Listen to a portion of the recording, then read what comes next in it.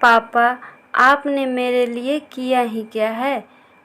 पापा, आप कितने दिनों से कहीं बाहर घूमने नहीं गए, इसलिए आज मैं आपको हरिद्वार तीर्थ यात्रा पर ले जाऊंगा। तभी उनकी बहू सुमन हंसते हुए आई और बोली, हाँ पापा, बहुत अच्छा होगा आपके लिए। आप घर में बैठे बैठे बोर हो जाते हैं, इसलिए रमेश और मैं दोनों मिलकर यह प्लान बनाए हैं कि हम लोग आपको हरिद्वार की यात्रा कराने ले जाएंगे। सुमन चहकते हुए बोली, पापा जी, आप अपना ज़रूरी सामान बांध लीजिए, तब तक मैं आपके खाने के लिए कुछ नमकीन बना देती हूँ। लेकिन सुदामा जी मन ही मन घबरा रहे थे कि अचानक ऐसा क्या हुआ जो बेटा बहू मेरी इतनी फिक्र कर रहे हैं। ऐसे तो सीधे मुंह बात भी नहीं करते। मुझे इससे क्या लेना देना है? है तो मेरा ही बेटा और बहू। हे भगवान, हमारे बच्चे को सद्बुद्धि देना। उन्होंने अपने एक एक सामान याद करके रखने लगे।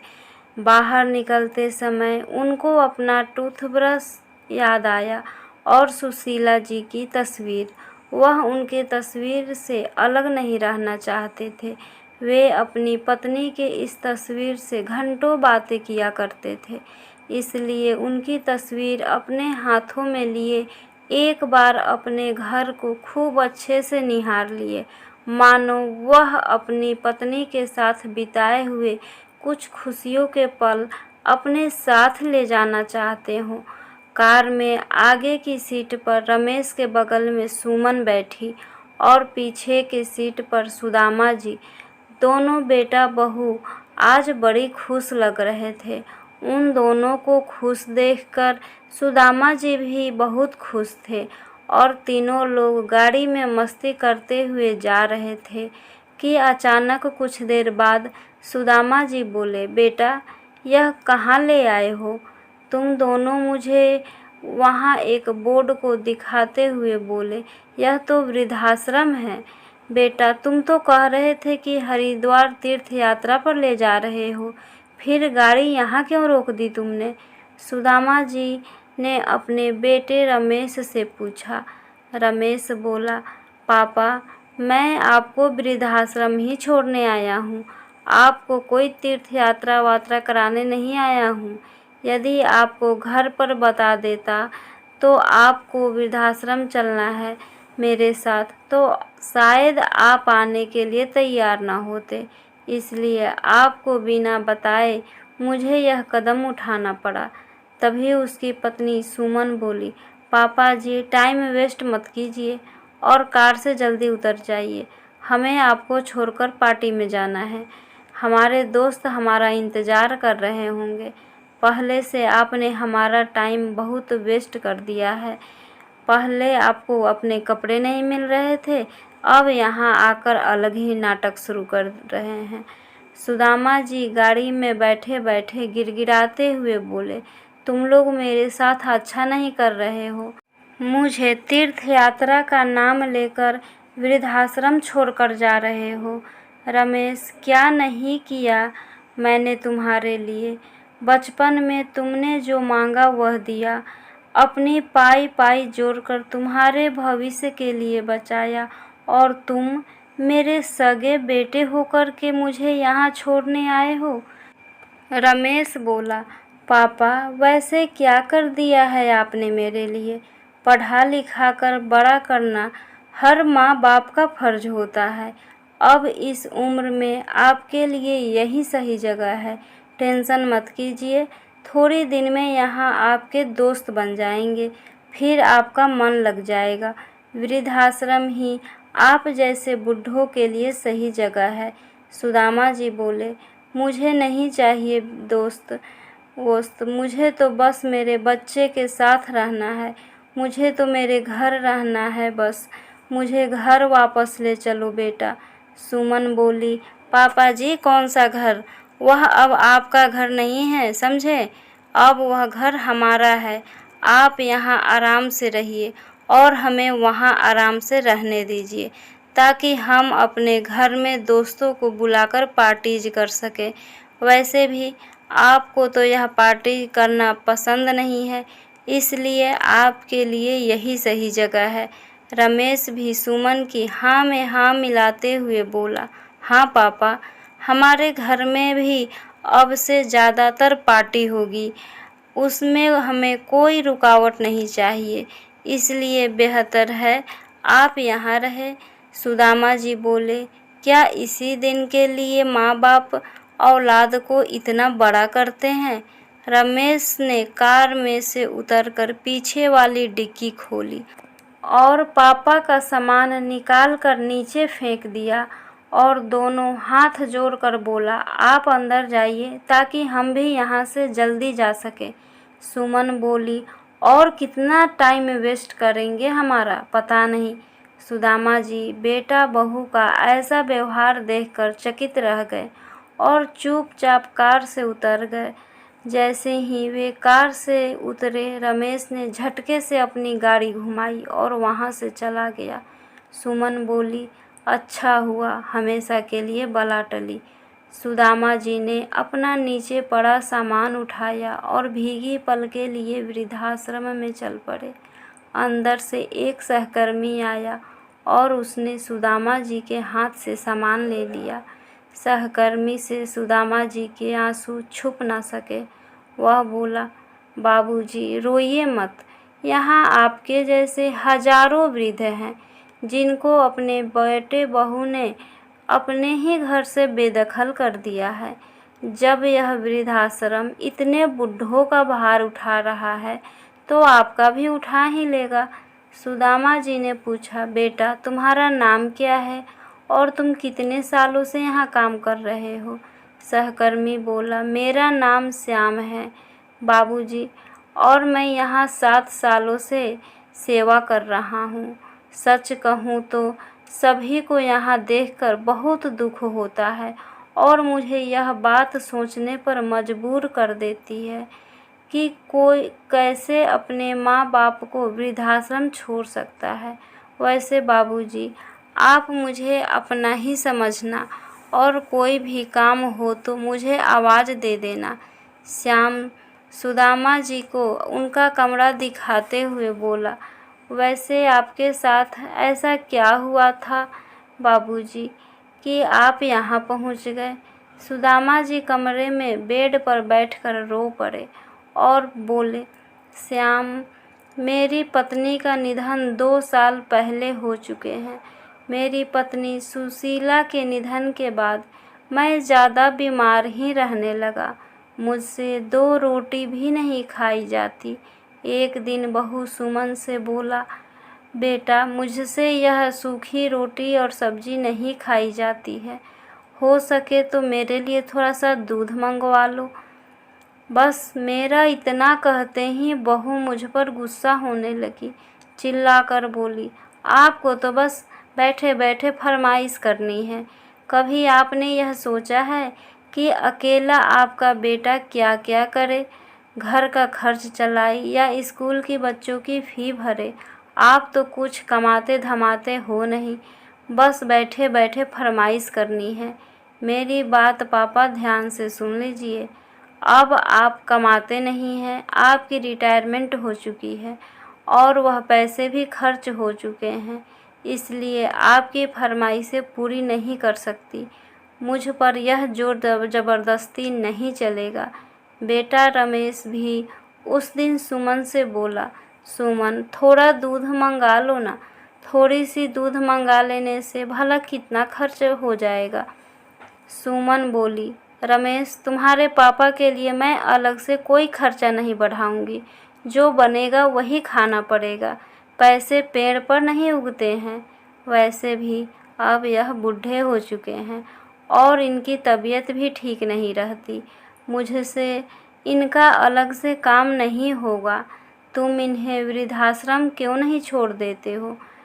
यह सुनते ही मैं डर गया। मैंने बोला, बहू अब आगे से मैं तुम्हें कभी कुछ नहीं कहूँगा, मगर मुझे वृद्धाश्रम भेजने की बात मत करना। उसके बाद मुझे बहू जो खाने को देती मैं चुपचाप खा लेता। भले मेरा पेट साथ दे या ना दे, मगर मैं उससे कुछ न कहता। एक दिन रमेश मुझे जेब खर्चे के लिए पैसे दे रहा था, तो सुमन बोली, क्या ज़रूरत है पैसे देने की?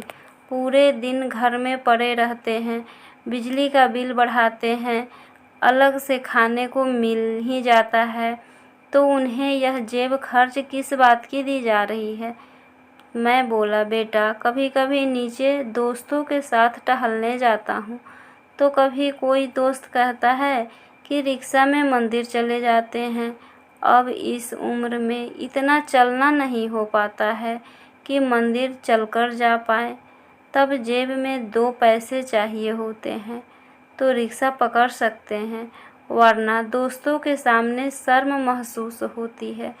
तभी सुमन चिल्ला कर बोली, पापा जी, कोई ज़रूरत नहीं है दूर दूर मंदिर जाने की, हमारे बगल वाले मंदिर में ही जाया कीजिए ताकि रिक्शा के पैसे बच सके।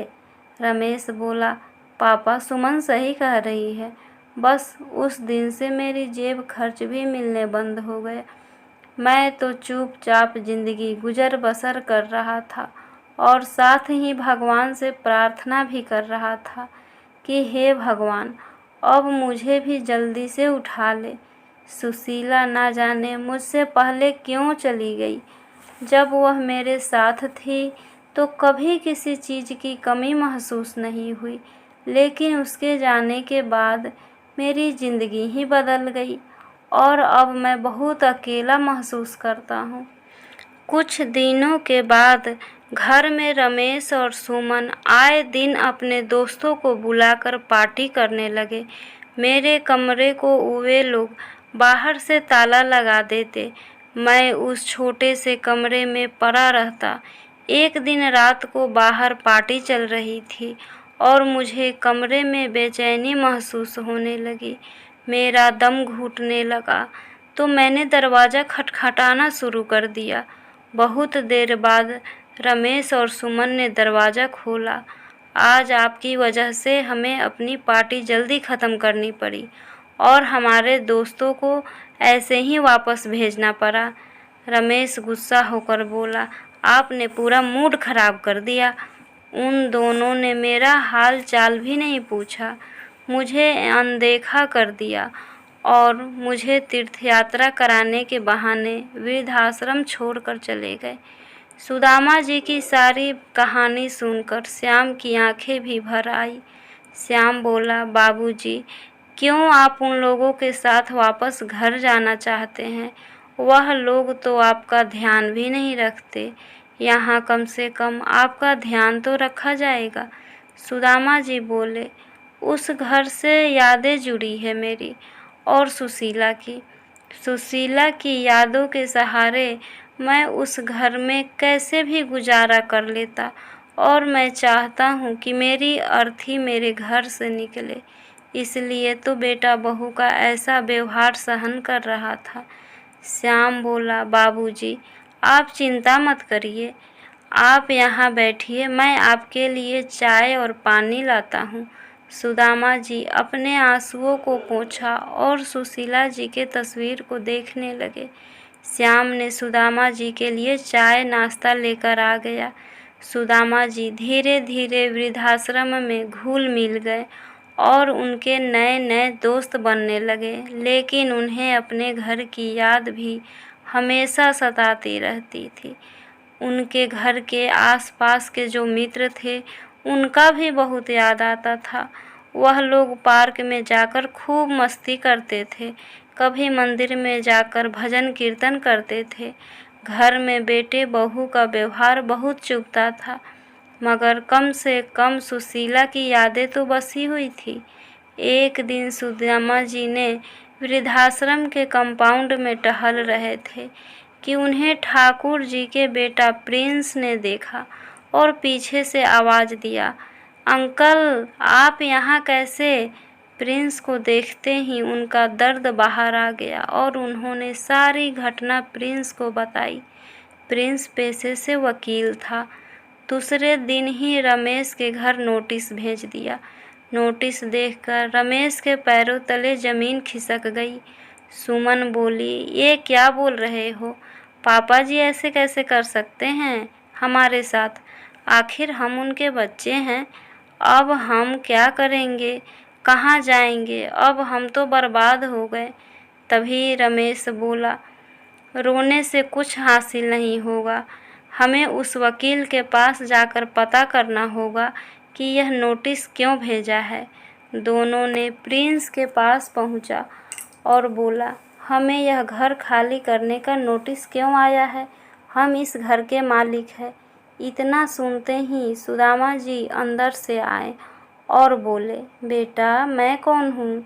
सुदामा जी को देखकर बेटा हक्के बक्के रह गए और रमेश बोला, पापा आप यहाँ? आगे उसके मुंह से कोई शब्द नहीं निकल पा रहा था। तभी बहू बोली, पापा जी आप बताइए इनको कि इस घर का असली हकदार मैं ही हूँ ना? सुदामा जी बोले, तुम असली हकदार कब से हो गई? उस दिन क्या कह रहे थे तुम कि मैंने तुम्हारे लिए किया क्या है? बेटा तुम्हें पढ़ाया लिखाया, इस काबिल बनाया कि तुम आज अपने पैरों पर खड़े हो। बहू तुम्हें हमेशा अपनी बेटी माना, लेकिन तुम दोनों ने मेरे साथ क्या किया? मुझे उम्र के इस पड़ाव में सबसे ज़्यादा तुम लोगों की ज़रूरत थी। तुम हमें वृद्धाश्रम छोड़कर आ गए। प्रिंस बोला, कानून के अनुसार अगर बच्चे अपने माता पिता को घर से बाहर निकाल दे तो उनकी प्रॉपर्टी पर भी उनका कोई हक नहीं होता। अब रमेश और सुमन हाथ जोड़कर गिड़गिड़ाने लगे। तभी सुदामा जी बोले, बेटा इसी तरह मैं भी वृद्धाश्रम के गेट पर गिड़गिड़ाया था, लेकिन तुम लोगों ने मेरी एक ना सुनी। तभी प्रिंस बोला, तुम दोनों अपना नाटक बंद करो, जैसी करनी वैसी भरनी। सुदामा जी को प्रिंस ने हौसला दिया था, जिसे सुदामा जी का खोया हुआ आत्मसम्मान वापस लौट आया था। फ्रेंड्स, आशा करती हूँ ये कहानी आपको ज़रूर पसंद आई होगी। प्लीज़ लाइक, सब्सक्राइब और शेयर करना ना भूलें। Thank you.